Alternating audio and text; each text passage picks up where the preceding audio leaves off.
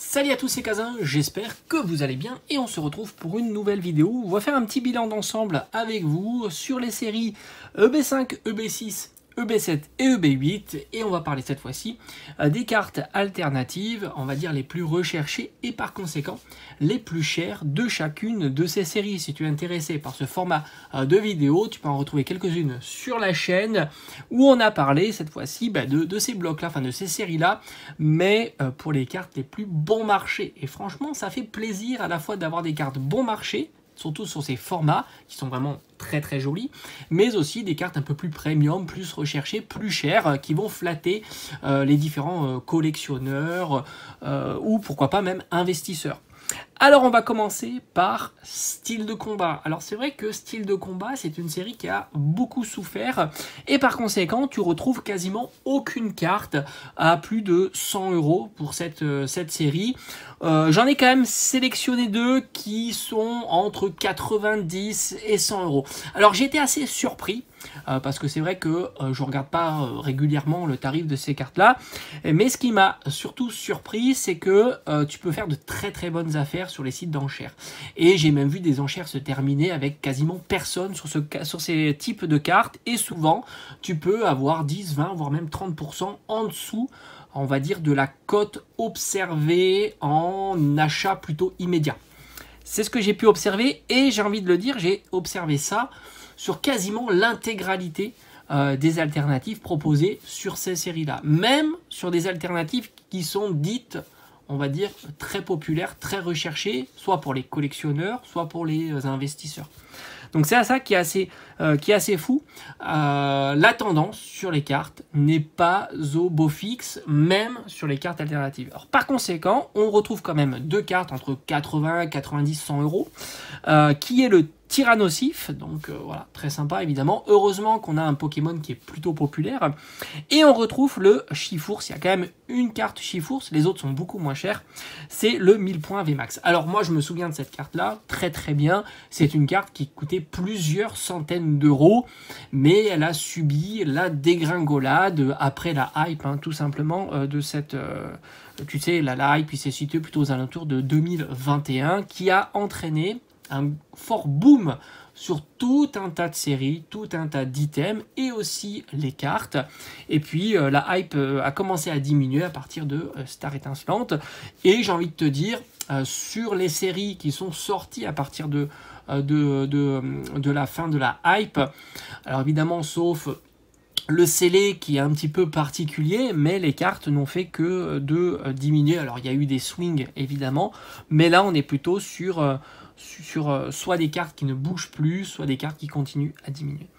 Reine de glace, alors franchement Reine de glace c'est une série qui propose énormément pour le coup de cartes à plus de 100 €. Alors n'oublie pas quand même que ces séries-là, donc de EB5 à EB8, on est sur des cartes qui ont tendance à tomber très difficilement, ce qui explique un prix plus haut que sur certaines séries.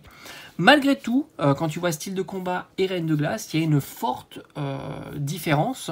Reine de glace propose, elle, beaucoup de cartes à plus de 100 €, voire même deux cartes à plus de 200 € et qui s'approchent aussi à 300 €. Elles aussi, elles ont souffert. On a vu des prix bien plus hauts par le passé. Et c'est ça qui est aussi flagrant. Il y a deux choses qui sont flagrantes, c'est que sur les sites d'enchères, quand c'est des formats enchères, ça a tendance à beaucoup moins monter. Tu peux même de temps en temps tomber sur des moments où la carte elle monte absolument pas, c'est assez fou et pourtant la vente est réalisée, etc. Et deux, tu t'aperçois que sur les cartes gradées, typiquement 9, 9,5, tu peux avoir des prix quasiment au prix du loose. Ça aussi c'est assez extraordinaire. Par conséquent, tu retrouves deux oiseaux légendaires, Elector V et Articodin V, qui tournent globalement aux alentours de 100 €. C'est assez fou, parce que les deux cartes sont vraiment magnifiques, et c'est des cartes que j'ai vues en vide-grenier, et c'est vrai qu'elles ont du mal à se vendre à ces tarifs-là. Après, tu retrouves les Silverois, et là aussi, c'est une sacrée claque pour ces Silverois, à savoir le Cavalier du Froid et de l'Effroi. En version VMAX, elles sont très jolies, mais elles aussi souffrent pas mal. Et on est aux alentours de 110, 120, 130 €. On est à peu près ça. Alors, la Cavalier de l'Effroi est légèrement plus chère que les cavaliers du froid. Mais là encore, c'est assez fou. On avait vu des cartes bien plus hautes par le passé. Et on a après un joli Brazegali VMAX qui est très sympa, qui tourne aux alentours de 170, 180 euros. Mais en tous les cas, ces tarifs sont à prendre avec des pincettes. Tu verras évidemment des ventes réussies à plus cher. Souvent, elles sont en format achat immédiat. Mais on voit aussi des ventes réussies bien moins chères avec des formats enchères. Et c'est ça qui est assez fou. Et il faut bien trouver un petit peu un juste milieu entre les deux. Tu as quand même deux cartes qui se distinguent dans cette série-là, et c'est pour ça que Reine de Glace a de beaux jours devant elle, puisqu'elle est plutôt bon marché en scellé, sous les formats, on va dire, les plus populaires, à savoir la display, le TB, mais aussi le booster individuel. Donc ça, c'est plutôt intéressant, et malgré tout, les cartes sont relativement chères, hein, si tu compares à d'autres séries. Et on retrouve donc le Zeraora et le Sulfura qui se battent un petit peu pour la première place. Et on tourne aux alentours de 200, 250, 300 euros, hein, grosso modo, pour ces deux cartes. Alors moi, je pense aussi que le manque d'appétit sur les cartes, c'est aussi par la problématique que tu as sur l'état. Voilà, parce que c'est vrai qu'on est dans une époque où l'état est ultra essentiel, et on le voit, étant donné que les cartes souffrent, forcément une carte avec un petit défaut qui passerait inaperçu est beaucoup plus problématique. Sans compter que, n'oublie pas que beaucoup de vendeurs proposent les cartes en état Near Mint. État Near Mint veut pas dire 9, 9,5 ou 10 en gradation. État Near Mint veut dire que la carte est potentiellement quelques petits défauts. C'est ce qui pénalise évidemment la vente des cartes en loose, et aussi la vente des cartes en état, on va dire, 9 et moins. Parce que c'est ce qu'on voit le plus. 9,5, tu commences à avoir une certaine plus-value. Évidemment, il faut prendre en compte la société de gradation. Et là, ça fait plutôt consensus. Tu t'aperçois que la société qui apporte le plus de plus-value, c'est PSA, voilà, tout simplement. Je pense que dans une période plutôt creuse sur les gradations, et sur les gradations et sur les cartes en loose, il n'y a qu'une société qui est PSA, la société américaine, qui, on va dire, augmente significativement le prix de ta carte. Et encore, il faut qu'elle soit gradée en 10, puisque en 9, ça reste perfectible. On arrive à Evo Céleste. Alors Evo Céleste, j'ai envie de dire, c'est un petit peu comme Reine de Glace. Ça veut dire que tu as énormément de cartes à plus de 100 euros, mais là, elle aussi, elle a tendance à s'offrir un petit peu, alors moins évidemment que les autres séries, puisqu'elle est emblématique du bloc épée et bouclier, mais n'oublie pas que Evo Céleste, le scellé, est complètement déconnecté de la valeur des cartes, et plus le scellé monte, et pas plus les cartes montent. Ça aussi, c'est assez intéressant de le prendre en compte et de l'observer.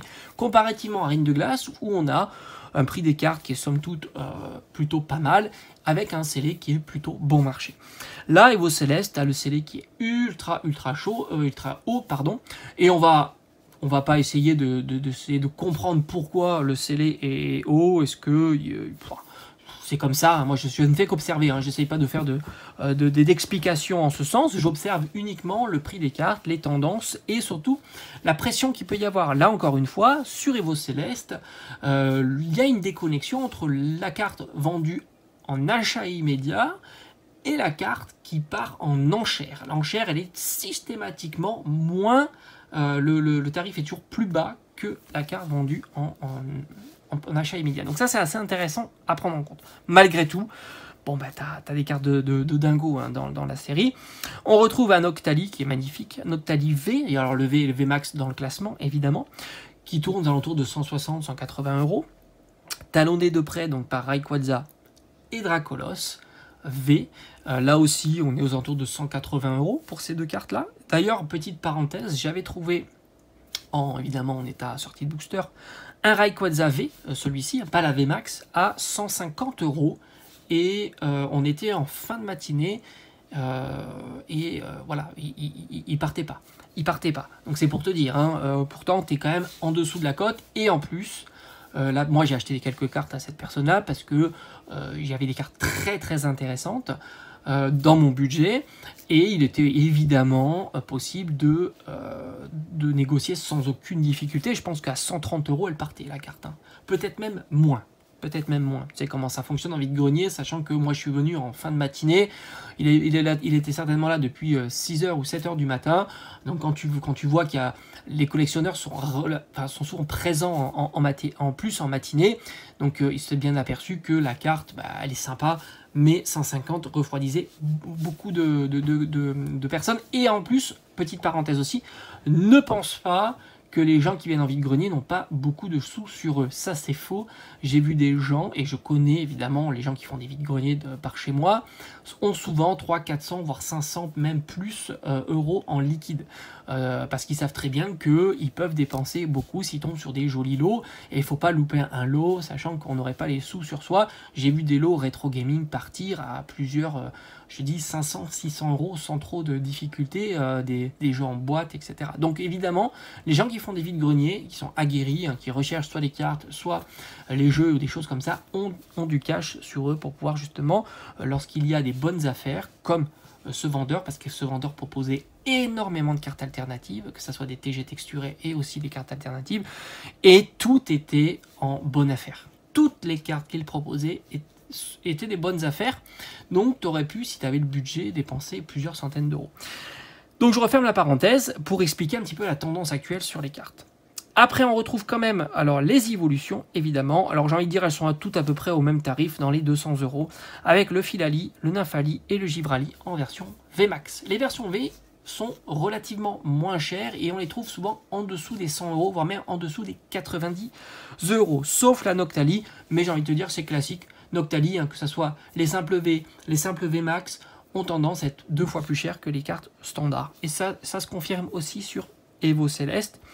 Et enfin, tu retrouves évidemment les deux Graals de cette série, le Rayquaza en version VMAX. Alors c'est difficile à estimer parce que là, on commence à être... c'est plus compliqué d'avoir beaucoup d'annonces. Voilà. C'est pas comme certaines cartes lambda, on va dire, même si elles tombent difficilement, où tu vois des dizaines d'annonces, 10, 20 annonces sur les marketplaces. Là, Rayquaza VMAX et Noctali VMAX, ça devient un peu plus compliqué, par conséquent, leur prix fluctue énormément. Mais disons que, là, encore une fois, en enchère, il part moins haut qu'en achat immédiat, et c'est une carte à aller dans les 500, 550 €, peut-être un petit peu plus. Et le Noctali VMAX, c'est pareil, on doit être aux alentours de 700, 750 €, peut-être même un petit peu plus. Évidemment, je ne parle pas de gradé en PSA 9 ou 10, etc. Évidemment, mais je parle aussi de cartes sorties de booster. Et enfin, point de fufu, point de fusion. Alors c'est un petit peu décevant sur le point de fusion parce que tu t'aperçois qu'au final tu as 3 cartes qui rentrent dans ce classement, voire même une qui pourrait y sortir. C'est ça que tu vois, hein, que Reine de Glace c'est pas si mal quand tu vois les 4.